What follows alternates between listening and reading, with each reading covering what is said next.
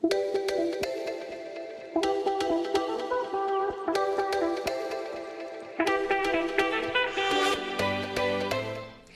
afternoon. The time now is 12:30 on this Wednesday. I'm Julie Broughton. This is Take 6. I hope you're having a great day so far. If you've been outside, you know the skies are clearing. We're seeing quite a bit of sunshine, and along with that, we're going to be closing in on record territory as far as heat over the next couple of days. We also have some rain in the forecast. We'll talk more about that for you coming up in just a few minutes.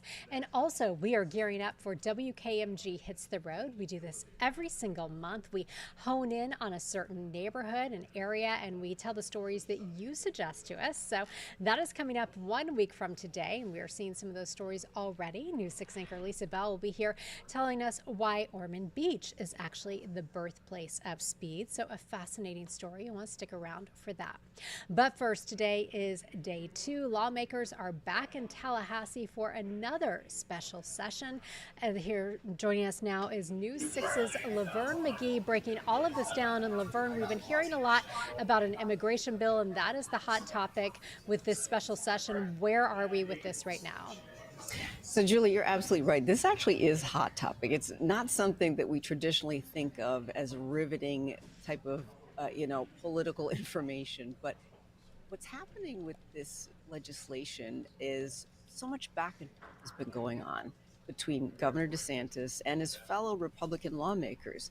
Now, they reconvened yesterday, and today's day 2, and it seems that they're back on board. But today, now, the Democrats are having their chance to voice their concerns. So, what's happening is they put together many items that they feel should be in this. And of course, this is all related to President Donald Trump saying that he wants to crack down on illegal immigration. So Florida is actually poised to have some of the toughest illegal immigration enforcement laws in the country. So the governor has put a list there that you can see on screen. Of his main items, funding. There's going to be millions and millions of dollars put towards this.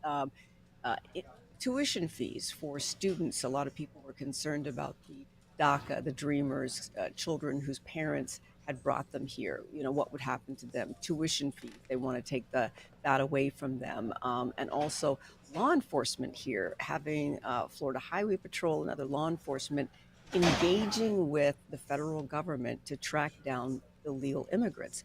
So a lot going on here. The session is happening today, expected to vote tomorrow. Now, this is something again. It's got a lot of details to it, but the bottom line is we've never seen anything like this, Julie, in Florida. This is really heavy. This is a full-on enforce rules and regulations that they want to make sure that there's no illegal immigrants in Florida. Yeah, and this is a complicated issue that I know you've been watching all of this, and you'll continue to break this down for us on News 6 and online throughout the day as well. For folks who, what does this mean just for the average Joe in Florida if all of this goes through? Yeah, Julie, so I'm glad you asked because people might wonder, hey, I'm not an illegal immigrant or I don't know anybody undocumented. How does this affect me? But Democrats are saying that the amount of money that they're putting into this, they're proposing $500 million. Meanwhile, there's people in Florida who are homeless and there's other issues here, high inflation, cost of living, that sort of thing. And to spend this amount of money on that, they can't see the value there. The other item is safety. If we have law enforcement, they're saying, for instance, Florida Highway Patrol, who will be incentivized, they would be getting bonuses for the number of illegal undocumented immigrants that they apprehend. So there would be, it could possibly create a situation where people and neighborhoods where ordinarily patrolled, maybe you would have less patrolling because they would be focused on that. And just overall safety because you're dedicating so much of your resources to cracking down on illegal immigration. Where does that leave the crime that's happening, just the regular crime? So those are the issues that are being brought up as concern as to why putting such a focus on this and so much funds toward it could actually impact the rest of Floridians and how they live because those funds and those resources are being added to trying to track down illegal immigrants. Yeah, so at the end of the day, this affects every single person really living in Florida, exactly how this goes. Yeah, because the money, again, it's our taxpayer dollars. Where do you want your taxpayer dollars to go? Do you think this is a priority? Do you think this much money should be given to this? Well, again, they've already decided that they want to go forward with President Trump's absolute insistence that this is a top priority. So the Florida state lawmakers have said that they want to go ahead and they want to support President Trump. And in fact, this could be a model, they say, for the rest of the nation, for other states. So Florida is being very closely looked at in this. And Governor DeSantis has said he is full force ahead with this. All right, Laverne McGee, thank you so much. I know you'll be watching throughout the day, and you'll be with us on News 6 later today, breaking all of this down. As always, thank you so much. Complicated issue, but you always make it nice and easy to understand. Thanks, Julie. Have a good day. You too. We're going to take a short break, and when we come back, we'll be checking in with our friend News 6 anchor Lisa Bell, taking us to Ormond Beach and telling us why it is actually the birthplace of speed. And we'll also get a check of that forecast. If you like it really hot in February, then you'll like the next couple of days. We'll break down your full forecast, tell you how long this near record heat will last, and when we will see our next best chance of rain. That's coming up in just a few minutes. Stay with us. We are back in 2 minutes.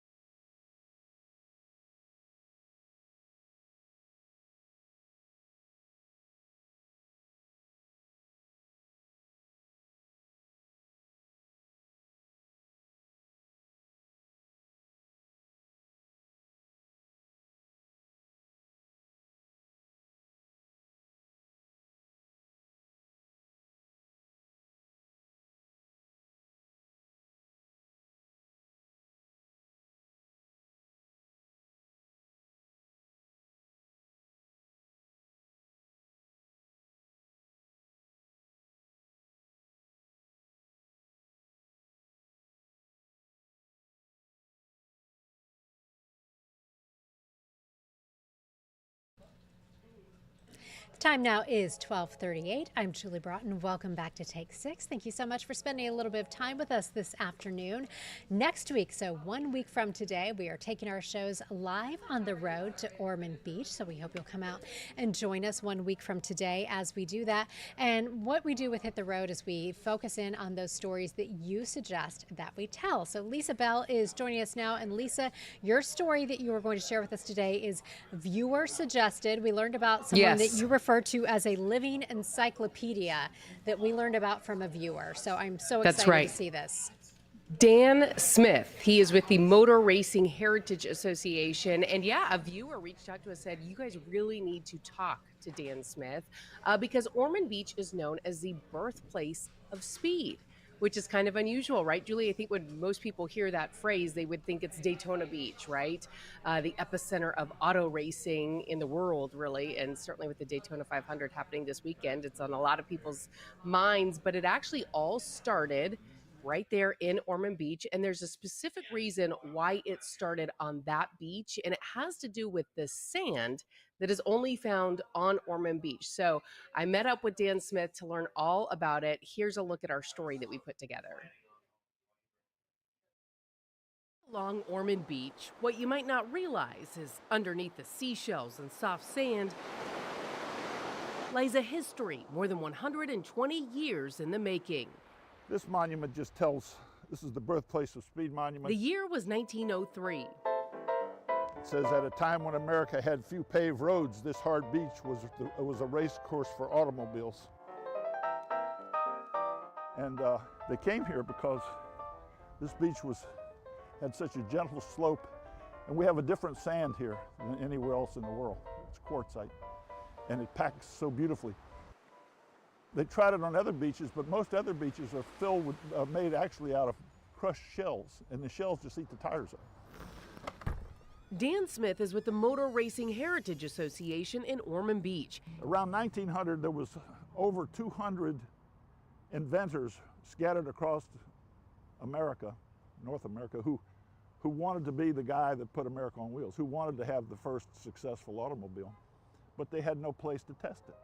For many of those inventors, Smith says Ormond Beach was the best of both worlds. Henry Flagler owned the nearby Ormond Hotel, giving his wealthy friends like Henry Ford, Harvey Firestone, the Vanderbilts, and John Rockefeller a place to vacation and show off their very expensive and hopefully very fast new automobiles. This is where it all began. The first race in Volusia County was between these two cars. These are replicas, but yeah. Today, visitors can experience a piece of the storied past at a replica of what was once the Ormond Garage. That's the steam car that set the most outlandish record on our beach. The first of its kind garage, originally built by Henry Flagler. This one is Barney Oldfield, probably the most famous race driver of the early days ever. Maybe the most famous till this day. So his millionaire friends could store and repair their race cars here. When you say birthplace of speed, it's not the birthplace of racing. Speed means the world land speed record. That's what they did here. In all, 16 major records were set here. The first records here on our beach were in the 60-mile-an-hour range. Then next year, Vanderbilt came and set it at 92. It jumped pretty quick. Then by 1906, the steam car went 126, which blew everybody's mind. That was incredibly fast. But word spread even faster, attracting even more racers and more tourists. That lasted until 1958. By then, Big Bill France of NASCAR fame had taken it over. And Bill knew he needed a speedway. He needed a speedway because people could sneak in and see the races for free. And the rest, they say, is history. So that explains how it came about that Ormond Beach is the birthplace of speed. They wanted to set those records. And Dan was telling me that back at the turn of the century, the beach looked very different than what it looks like today. It was about 600 feet wide. So they could really line up those cars and have the crowds out there and watch them try and break record after record right there on the beach. That video of cars racing on the beach is just wild to see. And I had Right? no idea that any of this happened. I feel like I learned so much, including that the sand there is made of quartzite. I wrote that down Yes. because I'm like, as a meteorologist, I should know that and I should look that up and learn much more about that. Well, and when you think about it, I go to New Smyrna Beach a lot, and there is a lot of crushed seashells on the beach there. And as he pointed out, those crushed seashells would tear up the tires that they found in many other beaches. So Ormond was the perfect spot. And again, we had that Ormond Hotel, which was the largest wooden structure in the United States at that time. And, you know, obviously it attracted all of these famous, very rich people who could actually afford a car back in the day. And you don't think about it, but yeah, they didn't have paved roads. Everyone used a horse and a buggy. And so a lot of the roads had big ruts in them, and they couldn't really race a car for any great length anywhere in the world except for there on the beach.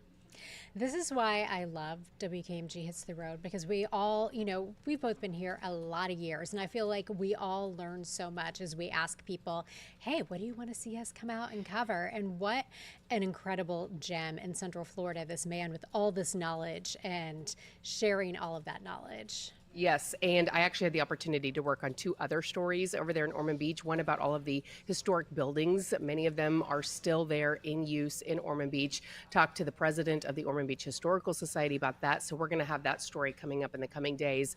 Also talked to another person with the Ormond Beach Historical Society who was telling me and took me on a tour of the Three Chimneys site, which is the site of the oldest sugar mill and rum distillery plantation in the United States. And all of it is right there in Ormond Beach. There's no other place like it in the world. And you can still go there and see these ruins and learn about our history. And it's, Florida history, American history. And it's right at our fingertips, right in our backyard, Julie.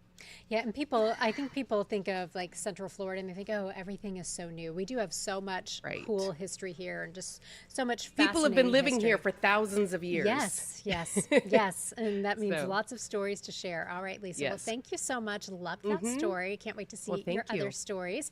And we are heading out next Wednesday. So 1 week from today, WKMG hits the road from Grind Gastropub and Kona Tiki Bar. That is from 4 to 7. There's the address right there on your screen. So come out, say hello. We'll be doing all of our shows live out there. So hopefully we will have nice weather as we are taking it on the road. That's always the concern, right? We want it to be nice weather, not too hot, not too cold.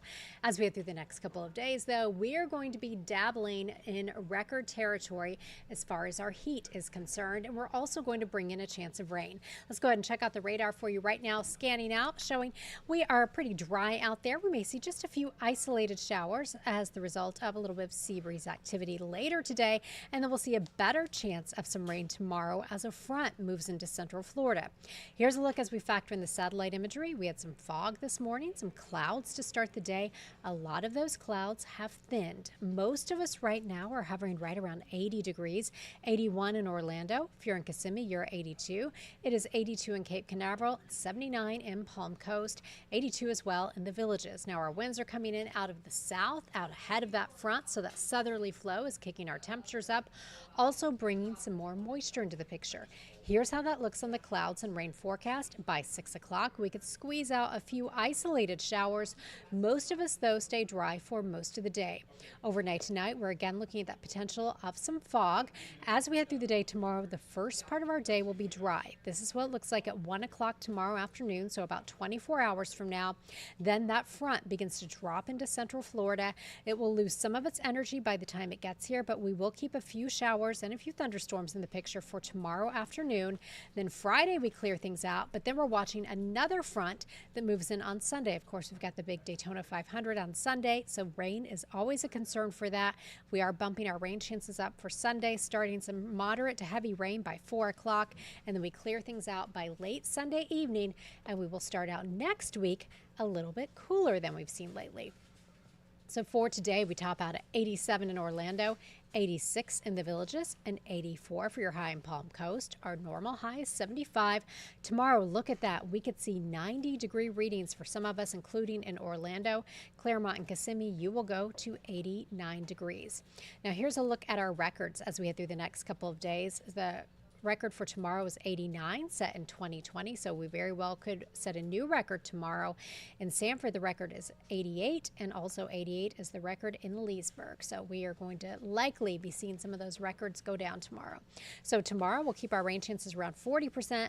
30% on Friday, and then by Sunday, again, Daytona 500, we will see our rain chances going up to 50% before we see things quite a bit cooler for Monday and Tuesday. We will break all of this down for you in much greater detail starting on News 6 at 4. Thank you so much for stopping by and spending some time with us this afternoon. If you have any questions or comments for us at Take 6, head to clickorlando.com/Take 6. Let us know what's on your mind, and I'll see you at 4.